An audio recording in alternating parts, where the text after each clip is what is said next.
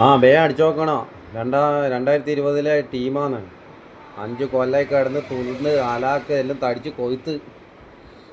ആ അതിലെല്ലാവരും പറയുന്നില്ല, ചില ആൾക്കാരെ പറഞ്ഞേ തീരൂ. അപ്പോൾ ആരെല്ലാനാ നോക്കിയേ? SDPI, IUML, NCP, IUML, IUML, IUML, അതിൽ league, INC Congress, IUML, SDPI, INC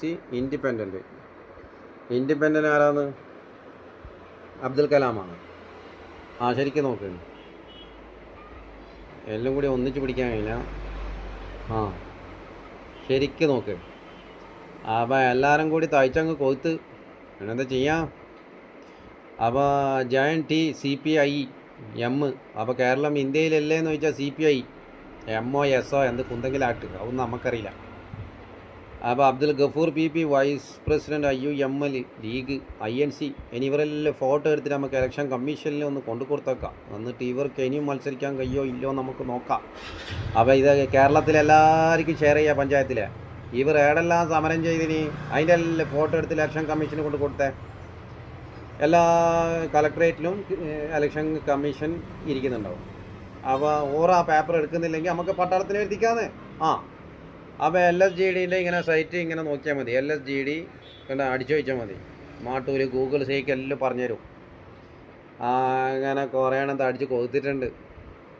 SDPI കുറേ ആളെ ജയിലിലേക്ക് അയച്ച് എന്നിട്ട് പറയുന്നത് ആണുങ്ങളായ ജയിലിൽ പോകും വേണ്ടി ഇവർ കളിച്ചും നടക്കുന്നു. അപ്പോൾ ഇലക്ഷൻ കമ്മീഷനിൽ ഇവർക്ക് ഫോട്ടോ എല്ലാം കൊടുത്തു നോക്കാം. എന്നിട്ട് ഇവർക്ക് ഇലക്ഷനിൽ നിൽക്കാൻ കഴിയുമോ നോക്കാം.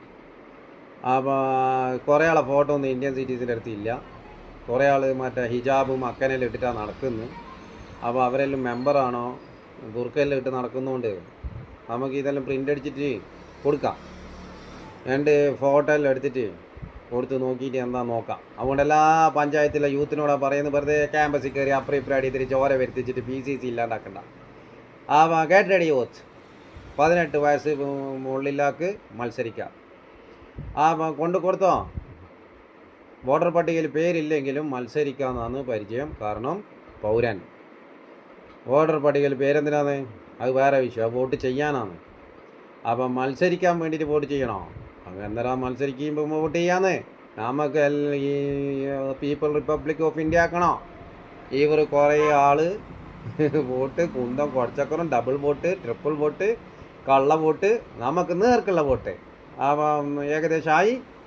Get ready youth.